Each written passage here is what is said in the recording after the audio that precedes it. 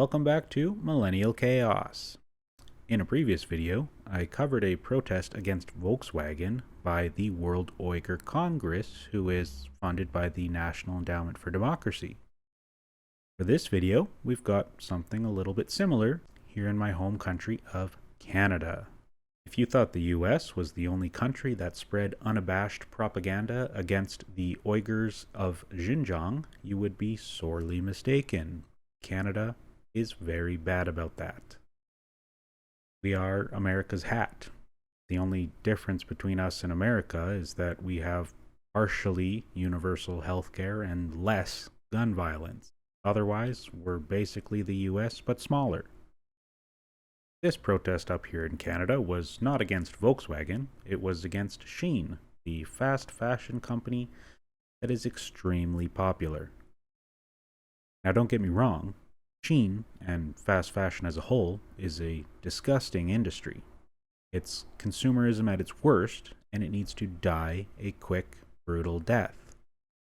But we don't need to lie about the industry to make that point.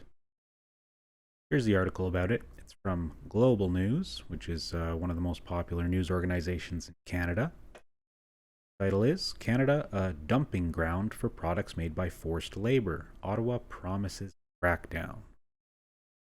Let's watch the video. It's the biggest name in fast fashion. We have a giant box here from Shein. Shein, the Chinese online retailer, was the world's most popular fashion brand last year, targeting young shoppers with low prices. Huge Shine haul. And online videos promoting quality and quantity. Then I got this dress. So cute. Then I got this dress. But behind the scenes, the company is accused of making its billions on the backs of forced laborers. Does Shein use forced labor? Almost certainly yes, just not from Xinjiang in China. They say this because 90% of the world's cotton comes from Xinjiang, but they assume that all of that cotton, or even any of it, is produced using forced labor. There is zero evidence of that. Everything stems from CIA-funded National Endowment for Democracy organizations, which I will prove. It is cheap. It is cheap because it is made by the forced labor. This Uyghur activist accuses Shein of using cotton produced in Xinjiang, China, where human rights groups say Beijing is conducting a genocide against Uyghur Muslims. Very interesting that they show that video of the cotton being picked by hand. In doing this, they want to evoke imagery of black slaves in America picking cotton by hand. But that's not how it works in Xinjiang. This is what is used in Xinjiang: big combine harvesters. These are the ways in which Western media manipulates the narrative around China. They just blatantly exaggerate and lie. Beijing is conducting a genocide against Uyghur Muslims, involving forced labor camps. In a statement, a Shein spokesperson said, "We are committed to respecting human rights and adhering to local laws in each market we operate in. We have zero tolerance for forced labor." I decided to order some cotton items from Shein. This American journalist recently hired an independent lab to test Shein's claim. The cotton from the Shein items that I ordered matched the Xinjiang cotton almost exactly.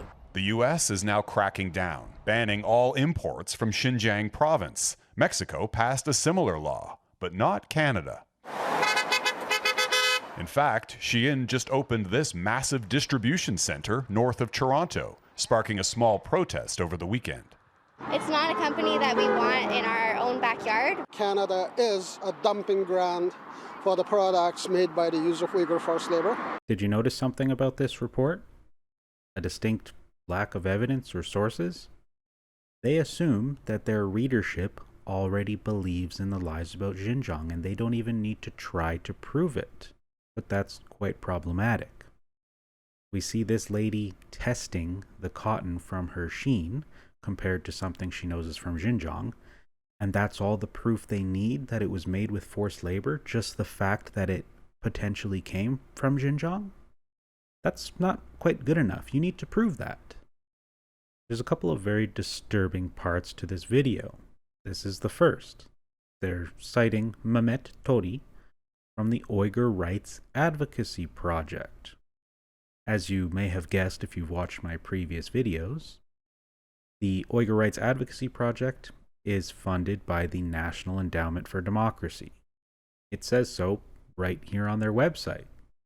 Uyghur Rights Advocacy Project has commenced its advocacy work on May 1st, 2020, with the grant provided by the National Endowment Fund for Democracy. They don't even try to hide it because they don't need to.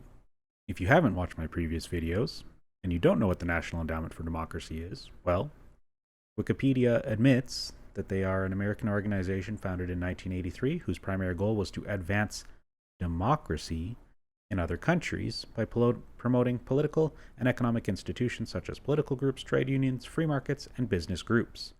NED is funded primarily by an annual allocation from the U.S. Congress.